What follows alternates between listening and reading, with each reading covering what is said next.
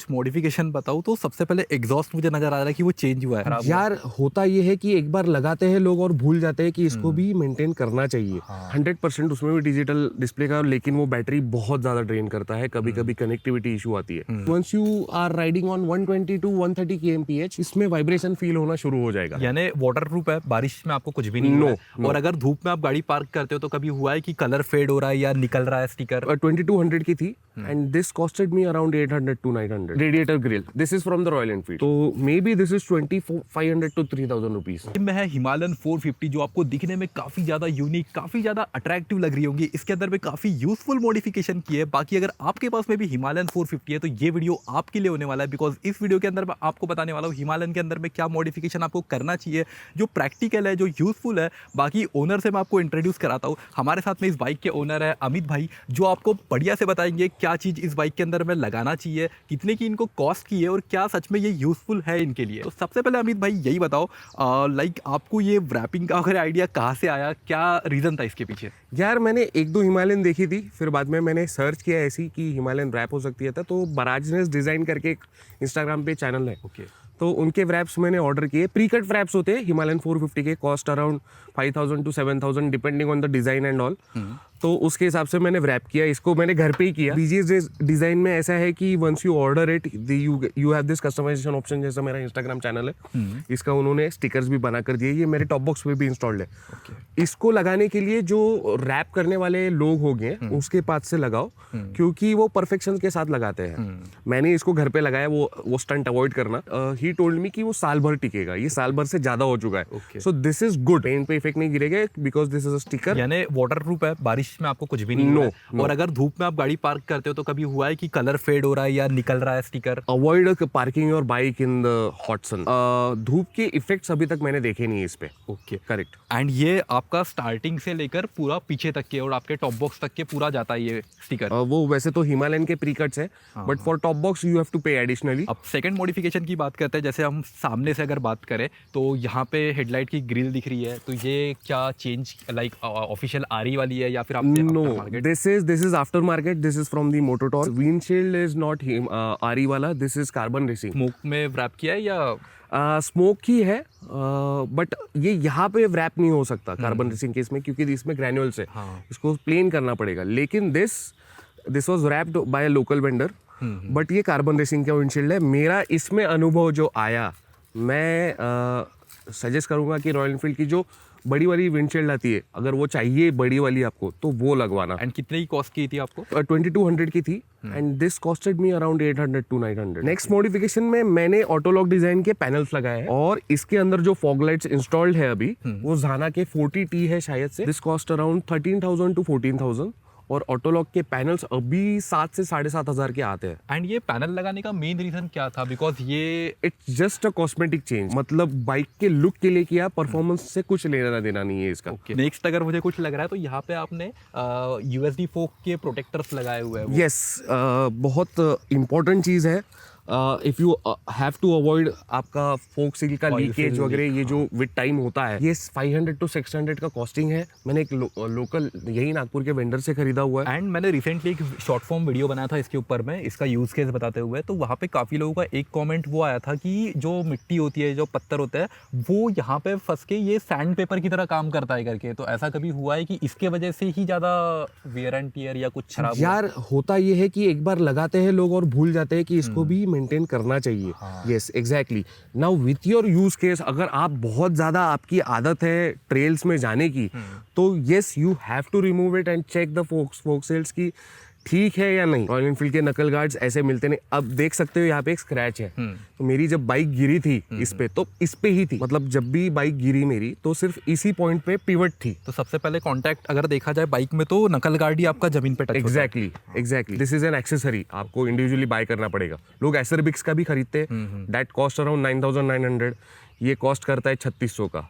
This scratch guard, ये देखकर लगता होगा ये कंपनी मेड है, नहीं, ये नागपुर का ही वेंडर है हमारे, फैंटासिया डिजाइन। यानी अगर देखा जाए, अगर आप डिजाइन देखोगे तो इंजन को अच्छी तरीके से ये प्रोटेक्ट कर रहा है। करेक्ट, अपना पर्पस सॉल्व कर रहा है वो। और हल्का भी है मेन, मतलब रॉयल एनफील्ड प्लास्टिक का बैक प्लेट लगाकर भेजता है। दिस इज ऑल्सो मोटोटॉर्क तो maybe this is 2500 to 3000 rupees radiator grill. This is from the Royal Enfield. Okay yes. तो ये शायद लग के नहीं आती है. अगर आपके पास में एडवेंचर बाइक है तो डेफिनेटली आपको लगाना चाहिए बिकॉज पत्थर वगैरह लगने के chances 100% होते हैं. Radiator bash plate and radiator guard is absolutely necessary. अब जैसे यहाँ पे अगर मैं बात करूँ तो आपने फोन माउंट लगाया हुआ है.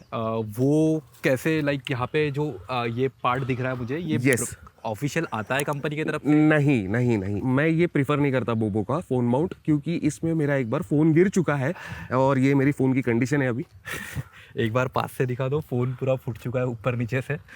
अगर दिख रहा होगा तो. हाँ. इसमें सही से अटैच होता नहीं है. अगर देखा जाए मेन पर्पस जो आपका फोन लगाने का वो नेविगेशन के लिए होता है. बस. अब यहाँ पे जो डिजिटल डिस्प्ले मिलता है उसमें भी नेविगेशन का ऑप्शन आता है. 100% उसमें भी डिजिटल डिस्प्ले का, लेकिन वो बैटरी बहुत ज़्यादा ड्रेन करता है. कभी कभी कनेक्टिविटी इशू आती है. तो बेटर गो फॉर एक सेकेंडरी फोन जो सस्ता हो आपका. बेस्ट मॉडिफिकेशन में देख सकते हो ये this is handlebar riser from Mototorq. इसके अंदर जो बुश आते हैं हिमालयन 450 के ओरिजिनल बुश नहीं है, वो मुझे चेंज करने पड़े क्योंकि मेरा हैंडल ऐसे ही स्ट्रेट टायर रहने के बाद भी वॉबल करता था. वॉबल बहुत ज्यादा करता था. तो आर्ट ऑफ मोटरसाइकिल 500 to 600 का कॉस्टिंग है. एल्यूमिनियम के बुश आते हैं, परफेक्ट लग जाते हैं और लगने के बाद there is no issue with the handlebar. Riser लगाने का कारण है comfort. It is not a performance mode. अब जैसे नेक्स्ट अगर मैं कुछ मॉडिफिकेशन बताऊं तो सबसे पहले एग्जॉस्ट मुझे नजर आ रहा है कि वो चेंज हुआ है और Yes. इसका क्या पर्पस है, क्यों आपने चेंज किया है और उसके साथ में क्या क्या चीजें चेंज भी करना चाहिए परफॉर्मेंस के हिसाब से, वो एक बता दो. यार परफॉर्मेंस के हिसाब से अगर एग्जॉस्ट चेंज किया है तो you should change your air filter also. Okay. तो मैंने मोटोटॉर्क का ही परफॉर्मेंस एयर फिल्टर लगाया जो फ्री फ्लो है. या तो फिर लोग BMC का भी लगाते हैं, लेकिन मोटोटॉर्क का air filter cost around 3300 to 3600 और BMC का अगर खरीदने जाओगे तो 6600 से 6700 का आता है. So with this barrel exhaust लोग कैटालिटिक कन्वर्टर भी निकाल देते हैं तो उसमें फ्री फ्लो पाइप लगता है. इसका लगाने का कारण है to make the air free flow. पहले एक बार इसका आवाज सुन लेते कितना प्यारा है. यस.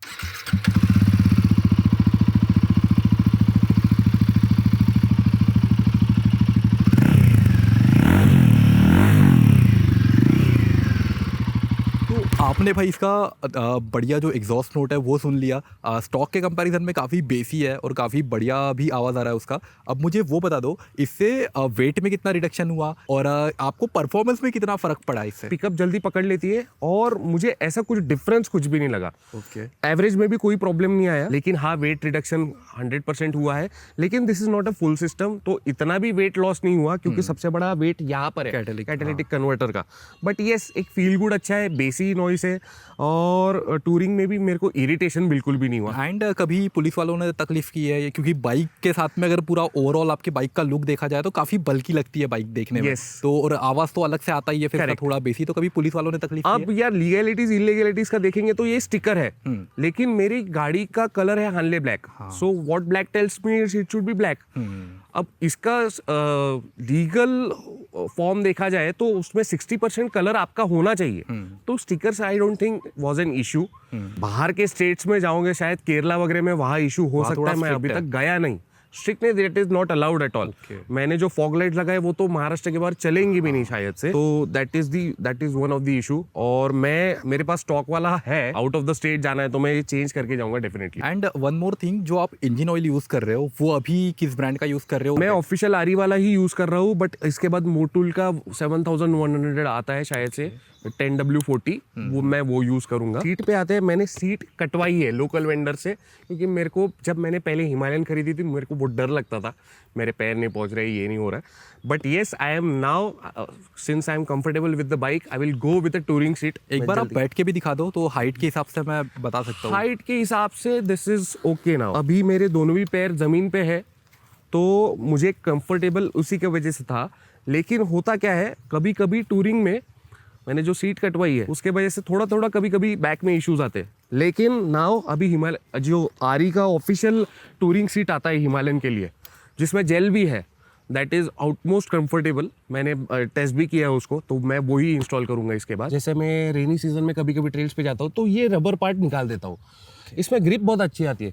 लेकिन इसका एक डिसएडवांटेज ये है कि once you are riding on 120 to 130 kmph इसमें वाइब्रेशन फील होना शुरू हो जाएगा. इसके बाद सीट्स के बाद मैं आऊंगा इस पे टॉप बॉक्स पे. टॉप बॉक्स है JB रेसिंग का, जो सप्लायर से वो टॉप रैक के साथ ही भेजते. और हिमालयन जब आई थी वो ट्यूबलेस रिम्स नहीं थे, तो उसमें ट्यूब वाले आते थे। अभी मैंने ट्यूबलेस रिम्स खरीदे थे। जो फर्स्ट लॉट निकला था वो कॉस्ट थी 12,400। ओके। अभी आप कस्टमाइज करने जाओगे हिमालयन में, क्योंकि अभी ट्यूबलेस रिम अगर आपको खरीदनी है तो आपको ऑर्डर करते वक्त ही खरीदना पड़ेगा। वैसे ही आपकी गाड़ी बन के आएगी। करेक्ट। उसमें एक्स्ट्रा कॉस्ट है 22 to 24,000। ओके।